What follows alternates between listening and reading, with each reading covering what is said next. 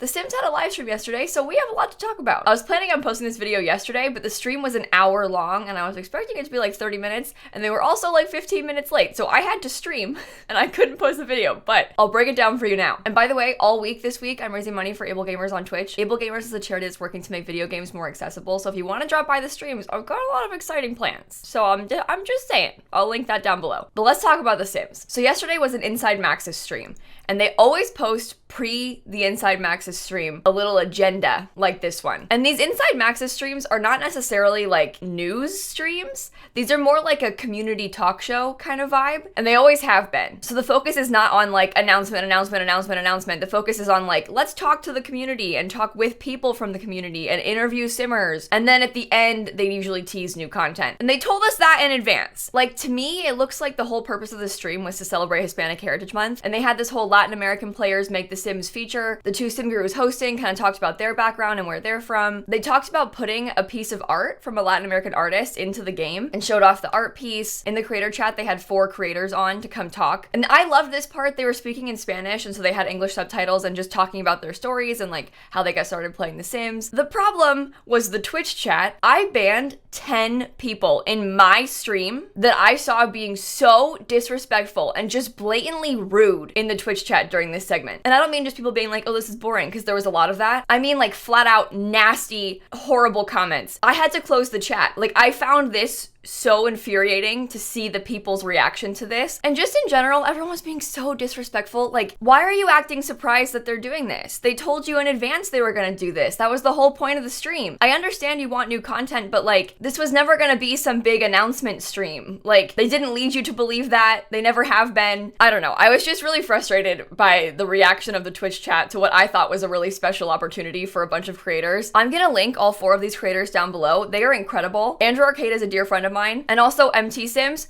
is one of the best builders in The Sims 4, just hands down, flat out. Like, look at this from 2 days ago. Like, hello? So definitely a good follow. I will have them linked. Then after that, they had a Special Effect special guest, which is kind of fun to say, but Special Effect is a charity in the UK, a lot like Able Gamers, that's working to make video games more accessible. They do similar things like consulting with video game companies to build games that are more accessible, and like working on distributing accessible controllers or like other assistive technology to people who need it. So when I saw that, I was kind of hoping that maybe there would be some acknowledgement of like players' requests to add disabilities to The Sims. That wasn't what it was. Special Effect recently had an art contest to make like posters for games, and a Simmer won it. So they came on to talk about it. I love Tazrain. I've been following her for a very long time. She makes amazing art. Also a really good follow on Twitter if you like this kind of thing. But this is the poster she made. I loved this. Like, I really enjoyed this stream. I love this kind of community stuff. I'm sad that people didn't seem to like it, because I really did. And then we get into The Sims 411, where they did some hot topics. In this segment, they always like answer some questions from the community, not like live chat questions, like rehearsed, pre-planned answers to like make statements on things in the community. So they mentioned a few things. Number 1, they did actually acknowledge the disabilities topic. They acknowledged they had seen a petition that was going around, and basically were like, we hear you, we understand, we're looking into it. So basically a few months ago, there was a petition that went around to add pronoun selection into the game. If you guys didn't know, right now, you can make a trans sim or make a non-binary sim, obviously, but there's a lot of gendered language in the game's text. So it'll keep saying she, even if your sim is a he or uses they, them pronouns. You can't change that. The game will like consistently misgender you, which is really frustrating. So there's a lot of talk about wanting to make those texts more gender neutral. And they acknowledged that again today and talked about doing more research on it and like trying to implement it. So there's not like a timeline for that, but it does sound like they're still actively working on it, and I appreciate them addressing it. They also mentioned adding this toddler hair into the base game, and they sort of mentioned why they keep adding pack hairs into the base game. And this one is a really hot topic. Like, they do this a bunch, it seems, where like they'll have a hair that came out a few years ago, and then they'll just surprise push it to the base game. They did it with City Living hairs, they did it with Parenthood hairs, they're doing it with this hair. And their reasoning today was, we have heard feedback that there are hairs currently gated behind DLC or a pack that offer more in representation than those included with the base game. We want to make sure they're available for everybody. And I understand their intentions here, right? Because it's true, the base game is like severely lacking when it comes to black hair, and they've been trying to add more. They've been doing, in my opinion, a good job of adding some things to the base game and like updating old base game ones, but they've also been like pulling from packs to make those base game as well. And a lot of people argue, well, why don't you just make new ones instead of pulling them from the other packs? Which I agree with. I would also appreciate more and not just like making the other ones available for everybody. But I don't really see a problem with them making them base game either. Like, I don't think that anybody is gonna buy a pack just for one hair. I think when it comes to cast assets, I don't really mind them pulling those base game. Like, this is not the same thing as them making a hot tub base game after people spent money for the hot tub pack. Like, Perfect Patio was a hot tub pack. You bought it just to have hot tubs, and then they made a base game hot tub years later. Like, that, in my opinion, is annoying. I don't think that the hairs are the same level as that. Does that make sense? But I do see the argument of like, you know, why don't you just make more? But I appreciate them making other ones base game in the meantime to make up for it. Also, the Industrial Loft Kit window. Oh boy. So, to catch you up to speed on this one, they released promo images for the Industrial Loft Kit with a window that kind of looks similar to the mosquito stuff window. This was the window in the promo art. And then this is the official render, like the release art with the real window included. So please note the difference between these two windows. They are not the same. Well, this is the one that came in the pack. This was the promo art, and this is the one that came in the pack. This window does not exist. So this was like a whole thing when the pack first came out. And then they came on and said, hey, we will give you that window in the promo art. Just give us some time. And so this leads me to believe that this was an accident. Like, that art that we're seeing, the first one, it's fake. I don't think the window exists. Like, maybe that was the original plan, was to make that window, and then they changed their minds and made a different one, and somehow a memo was not gotten. Like, some teams did not communicate and no one noticed. I don't know how this happened. I don't think it was like some intentional false marketing. Like, the window we got's not bad. I think I like this one better. It's just not the same as the promo. So what I mean is, I don't think that they were like trying to falsely advertise this one to trick us into buying the kit and then get this one. I think it was an accident, but it's not a good accident. And so yesterday they confirmed that they're gonna add that window at the end of November, but into the base game. So everyone's gonna have that window. And I think that's a good call. I think this was big enough drama that like they should give the window to everyone after what happened. I saw some talk on Twitter about the Industrial Loft Kit being made base game, and that's not true. Just the window that currently doesn't exist will be base game. The whole kit won't be, just the new window. And there's not an official date, just like end of November. They also talked about the spa day refresh. Basically, they had on the stream, like, a question would pop up and then they would talk about it. And the question was like, will there be more pack refreshes? And so everybody in chat was like, oh, what are you gonna announce? And then they were like, we don't currently have any news about this at this time. So a lot of people seem to take that as them being like, soon though. So maybe there will be more pack refreshes soon. They didn't like actually address it though. They just said that they don't have any news. So do with that what you will. And then this one was very weird. This was like really out of left field in my opinion. They brought up Sims Delivery Express, SDX. And I guess the idea behind this is that they want to be able to add new assets into the game, like new hairs or a chair or whatever, without having to have a full base game update. What they said was a sim delivery could be a build mode asset or a create a sim asset. It can be a clothing, a hair, an accessory, or a combination of those. It can be something in build mode or a couple of things in build mode. It could be tiny little fixes that don't need a base game update to apply to your game. Something that's not complex so that we can potentially get them in your game that way. So the idea is that we could get some little tidbits without having to do a full patch. By the way, Sims Community has the live stream segments like completely transcribed on their website. So this is like exactly what they said and only what they said. So if you need this, I can link these articles for you too. But whenever sim deliveries are out, all you need to do is launch your game per usual, and your game will check to see if there's new content available. You won't need to do much to know what's going on. If there's content available, you'll download it and restart your game after the download is completed. It's seamless in that way. It'll work on PC, Mac, PlayStation, and Xbox, and they'll have a full peek at that system in the next Inside Maxis because it's not coming out for a while. Other interesting thing is that it'll be for free content, and it will also not negatively impact mods or CC, so it won't disable your mods when they do it. And I think I understand their purpose here. Like, not everyone reads patch notes or like is as actively involved in this as we are. And also, I think they're tied to like a really tight, strict schedule for when like big base game patches can come out. And big doesn't even mean like big.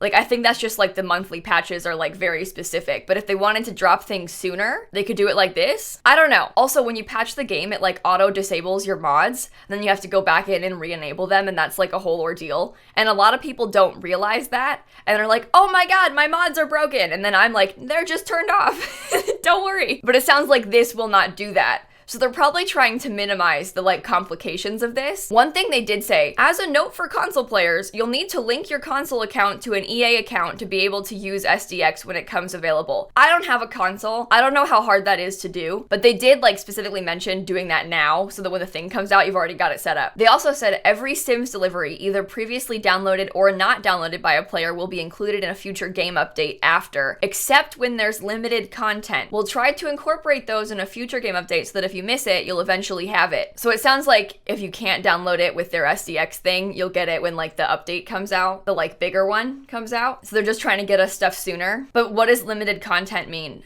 I don't know. This is bizarre. So we'll see. I don't really understand it either, so I can't answer your questions. We'll have to wait for more information in the next live stream. And then the other thing that was like so bizarre and I was not expecting. The Sims 4 is getting official in-game challenges that they're calling scenarios next week, in an update next week. So like probably on Tuesday. So here's what they showed. It's gonna launch in the free update with 2 scenarios. And then it sounds like they're gonna be adding a bunch more, and they like already have some more in the works. And so on the main menu, you'll be able to click new scenario underneath the play button, and then you can start from an existing save or in a new save and play through one of these scenarios. The one they showed off on stream was the making money one. And so they've basically made like an official rags to riches challenge. Description: step 1, move to a new place and start off without a single simoleon in your bank account. Step 2, figure it out. And then step 3, become a millionaire. Household funds will be set to 0 after moving into this lot. And so this one has no requirements, and the potential outcomes are that you have 1,000,000 simoleons. They didn't show off the other one, so I don't know what that's gonna look like. And they also specifically mentioned that there's gonna be one where you have a bunch of toddlers in your household.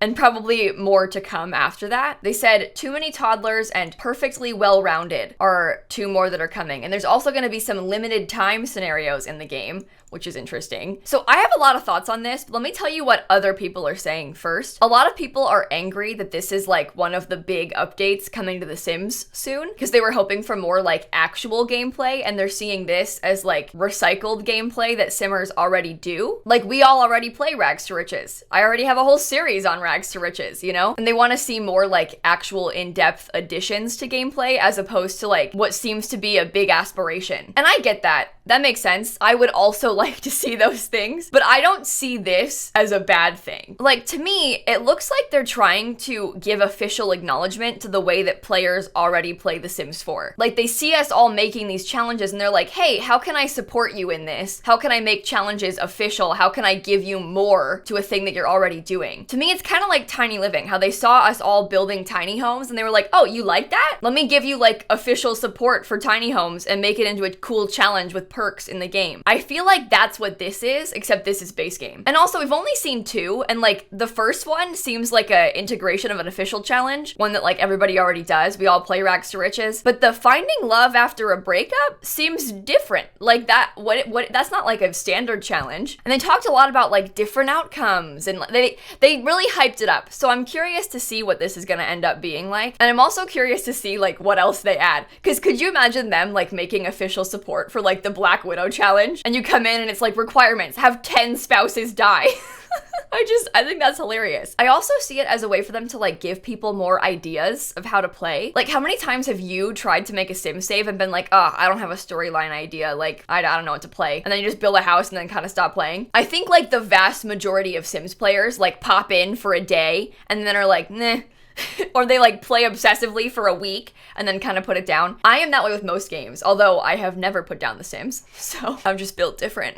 But I feel like this is a good way for them to give you like some official support and like more ideas. Like, hey, come try out this challenge. Try out this new way of playing the game you maybe didn't think of before. And I know a lot of us are like super actively involved in the Sims community, and so we like know about these. You know, we do this. But a lot of people, in fact, the majority of their player base has probably never heard of the Rags to Riches challenge. And in my opinion, it's a cool way to show it to them and give them like a new idea of how to play. Because a lot of them might have like only ever played with money cheats, so trying to do this was going to be a really different experience. And I I like it. I think this is cute. It also kind of reminds me of like a career mode. I play this game called Planet Zoo, and Planet Zoo is also a big sandbox game, but instead in it you run a zoo instead of controlling your Sim's life like God. And so you can play like the sandbox type mode and just build your zoo freely, but they also have a career mode. And in the career mode, it gives you like a bunch of different scenarios to start out with. Like, hey, in this zoo, you need to fix this thing. Or like in this zoo, you need to achieve like X, Y, and Z tasks. And the goal is to like complete all of the scenarios. And in different packs, they'll add new scenarios. And it's a good starting point, like almost like a tutorial mode as well. If you're not familiar with Planet Zoo, you can like play those and figure out how the heck you do it. And also get some inspiration of like how to build your zoo based on how they build theirs. And this seems similar, like get some inspiration of how to play your game based on how they play theirs, you know? So I like it. I think it's cool. And also, this is more of a question, but do you think it'll be possible for modders to make new scenarios in The Sims? Because they'll give us some, but like, would it be possible for there to be like a not so berry mod and it makes like the not so berry challenge rules like officially integrated into the game? That challenge might be a little bit too complicated. I would know.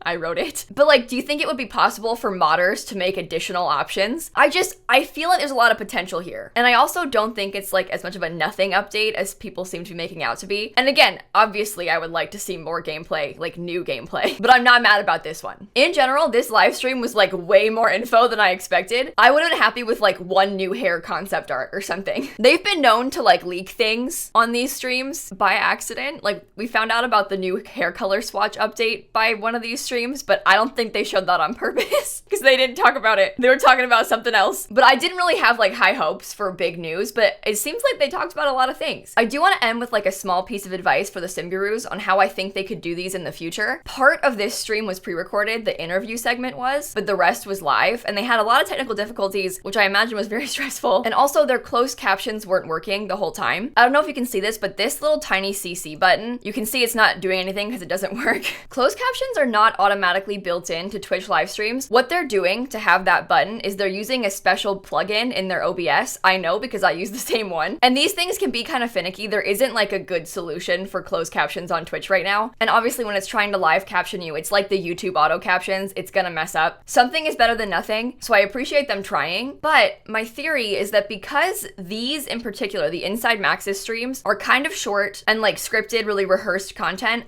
I think that these could be pre-recorded and subtitled, not only because a lot of people are hard of hearing and might need it, but also because a lot of their audience is not English speaking. They might know some English, but having the words on the screen would make it a lot easier to follow for a lot of people. This one's like an hour long, so subtitling is not super easy to achieve, but it would make these more accessible. Also, I would really like to see a little bit more moderation of the Twitch chat. I don't mean that there's people like spamming slurs or putting like horrible things in the chat like that, because they have auto mod up really high, so people can't do that. But there are a lot of really mean people in the Twitch chat, and I feel like they're trying to balance this, like, I don't want to delete people complaining about the game because they don't want to censor them. That's fine. Don't do that. But like, there were some things in this chat that I thought were vile, especially when they were talking to the creators. It wasn't like specific attacks on individuals or anything, but I wish that people weren't being so rude and like dismissive, and I would have liked to see a little bit more moderation in there. Also, small shout out to the Sim Gurus that did this stream. I feel bad for them. I always do. And I think it's because I am a streamer. I see what they're trying to do, and I know that this would be so stressful for me, a person who streams every day. And these people are not streamers. This is not their day job. They make video games. That is their day job. Salo is a concept artist. He is not a live streamer.